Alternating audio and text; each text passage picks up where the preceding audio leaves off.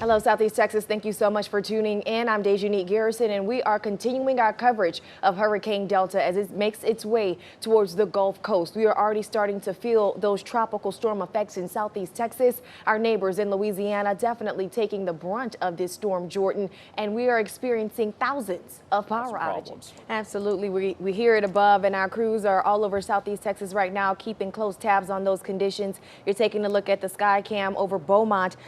We have James Grant and Christiana Ramos. They're going to be in our 12 News Storm Tracker.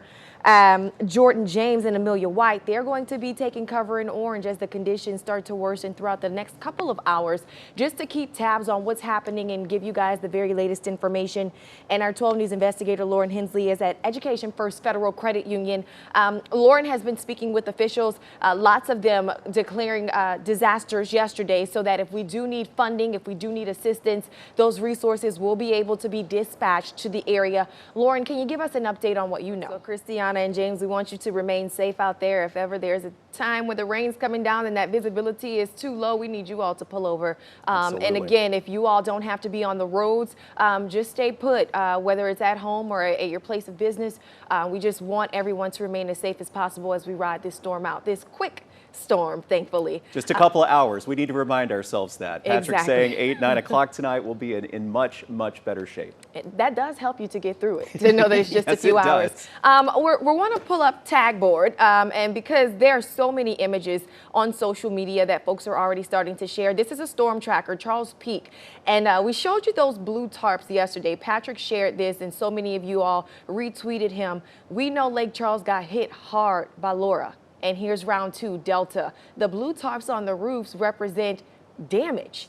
And you know, we've been talking a lot about Lake Charles and also Orange. We were just in Orange a couple of days ago, where folks are still worried about the debris that's on the side of the road, that stuff that has to be picked up. That could now turn into a projectile as this wind starts to really whip through the area as Delta makes landfall. So we're definitely making sure we keep those folks in our thoughts right now. And if you have things that are on your patios, if you already started to put up Halloween decorations, or you're in the fall spirit and you have your pumpkins and your yard signs out there, it's a good idea to go and grab those things, because they could fly and turn into dangerous objects. I was thinking DeJonique, I'll send it over to you.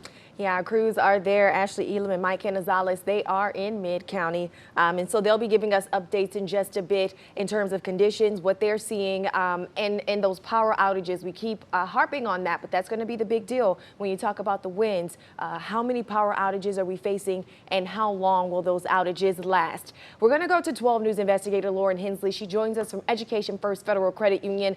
This is our backup facility. We want to make sure that we are covered on all fronts whenever severe weather rolls through. So if anything does happen and we lose the ability to broadcast from our main studio, we will have the information that you need coming from Education First. Lauren, you've been speaking with officials. You've been taking a look at social media as folks have been posting where they live and what they see. What's the latest? Our sister station in New Orleans, WWL, also tweeting out video coming from Lake Charles. This was just in the last couple of minutes.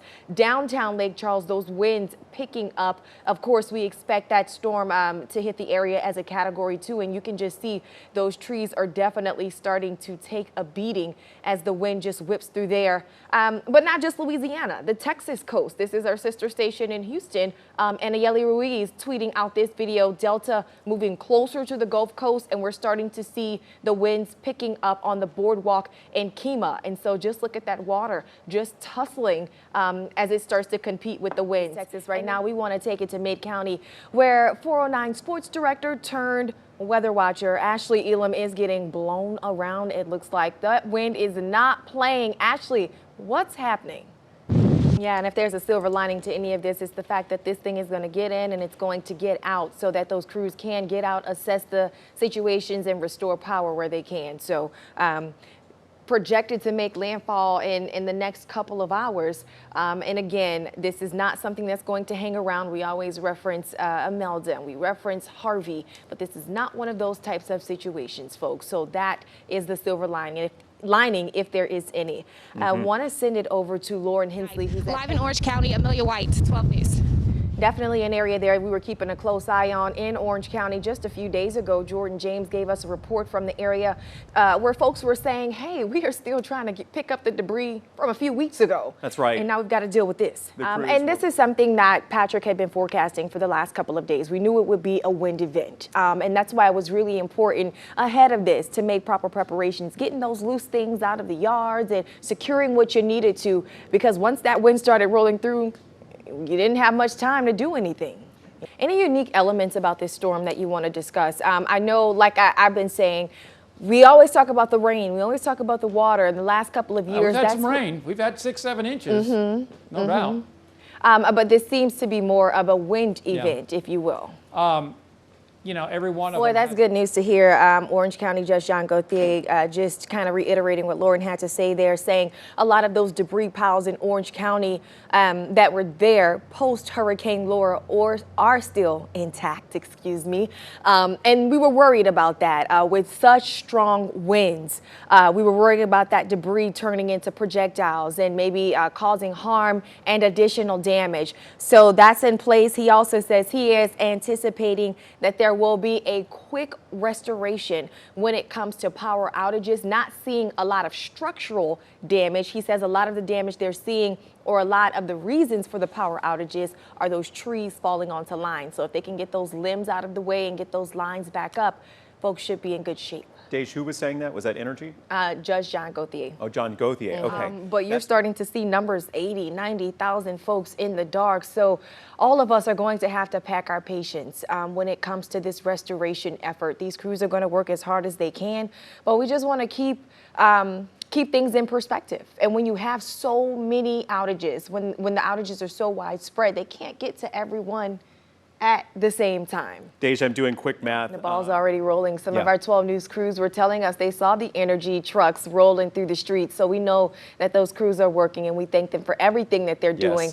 And lots of you guys have sent in pictures and videos of the conditions in your neighborhoods, and we really appreciate that. And we are so glad that you were able to do that while staying safe.